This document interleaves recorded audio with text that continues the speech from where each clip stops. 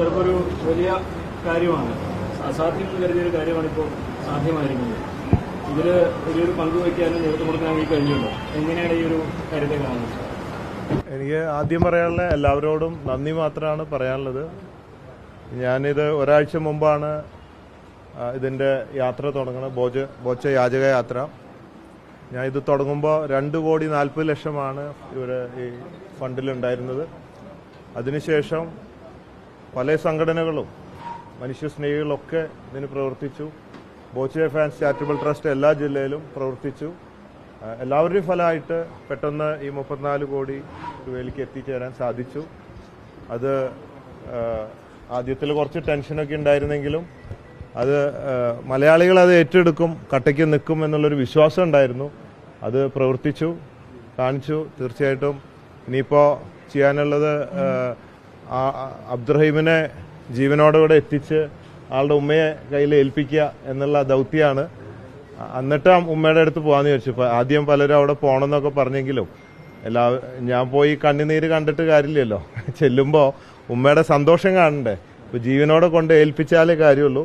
മാത്രമല്ല, ഇപ്പോൾ ഞങ്ങൾ ബോച്ച ഫാൻസിൻ്റെ ഇതിലൊക്കെയുള്ള ഒരു തീരുമാനം വന്നത്, അദ്ദേഹത്തോടെ എത്തിച്ചു കഴിഞ്ഞാൽ ഇനി അദ്ദേഹത്തിന് ജീവിക്കണമല്ലോ.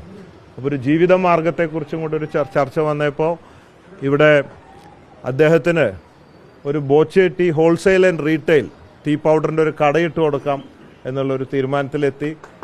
അതിന് ഫണ്ട് കണ്ടെത്താൻ already Boche tea lucky draw ticket challenge already declare ചെയ്ത് വെച്ചിരുന്നു 2 ദിവസം മുമ്പ്. അതിപ്പോൾ ഇനി മാറ്റണ്ടെന്ന് വിചാരിച്ചു. അതിൽ വരുന്ന ഫണ്ട് അബ്ദുറഹീമിന് ഷോർട്ട് വരികയാണ്. ഇപ്പോൾ 1 കോടി ഞാൻ കൊടുത്തതിന് പുറമെ അതിൻ്റെ ചെക്ക് കൊടുക്കുന്നുണ്ട്. അതിന് പുറമെ എന്തെങ്കിലും കുറവ് വന്നാൽ അതിൽ നിന്ന് എടുക്കാമെന്നുള്ള തീരുമാനമായിരുന്നു. അപ്പോൾ അത് ക്യാൻസൽ ചെയ്യുന്നില്ല, ഇതങ്ങനെ തന്നെ വെക്കുകയും അതിൽ വരുന്ന ഫണ്ട് ഇദ്ദേഹത്തിന് കടയിട്ട് കൊടുക്കാനുള്ളൊരു തീരുമാനത്തിലാണ് ഉള്ളത്. അതുകൊണ്ട് ബോച്ചേറ്റിയിൽ അതിൻ്റേതായ കാര്യങ്ങൾ നടക്കുമെന്ന് വിചാരിക്കുന്നു. അത് ഞങ്ങൾ ഈ മാസം അവസാനമാണ് ലോഞ്ച് ചെയ്യാൻ വെച്ചിരുന്നത് ബോച്ചേറ്റി.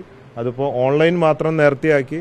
ദിവസേന അതിലൂടെ രാത്രി 10:30 നറുക്കെടുപ്പിലൂടെ എല്ലാ ദിവസവും ഓരോരുത്തർക്ക് 10 ലക്ഷം രൂപ സമ്മാനവും 15,000 പേർക്ക് മറ്റ് ക്യാഷ് പ്രൈസുകളും കൊടുക്കുന്ന ഒരു സംവിധാനം, അത് പ്രൊമോട്ട് ചെയ്യാൻ വേണ്ടി പെട്ടെന്ന് ഫണ്ടിന് വേണ്ടിയിട്ടാണ് പെട്ടെന്ന് ഓൺലൈനിൽ അങ്ങനെ ഒരു സംവിധാനം കൊണ്ടുവച്ചത്. അതുകൊണ്ട് തീർച്ചയായിട്ടും ആ ഫണ്ട് അതിന് ഉപയോഗിക്കാനാണ് ഉദ്ദേശിക്കുന്നത്. മറ്റ് കൂടുതലായിട്ടൊന്നുമില്ല. നന്ദി മാത്രമേ മലയാളികളോട് പറയാറുള്ളൂ. ഒരു ടെൻഷനുണ്ടായിരുന്നു, ഇന്നലെ വരെ ഒരു ടെൻഷനായിരുന്നു. ഇത് വീണ്ടും ഇതിനിടയ്ക്ക് പല കുപ്രചരണങ്ങളൊക്കെ വന്നിട്ട് ഇതിന് ഫണ്ട് കൊടുക്കരുത്, ഓൾറെഡി അബ്ദുറഹീം ജയിൽ മോചിതനായി എന്നൊക്കെ പറഞ്ഞിട്ട് വന്നപ്പോൾ ഇടയ്ക്ക് വെച്ച് ഇത്തിരി സ്ലോ ആയി. വീണ്ടും ഇന്നേക്ക് വളരെ കോൺഫിഡൻ്റ് ആയി. എല്ലാവരോടും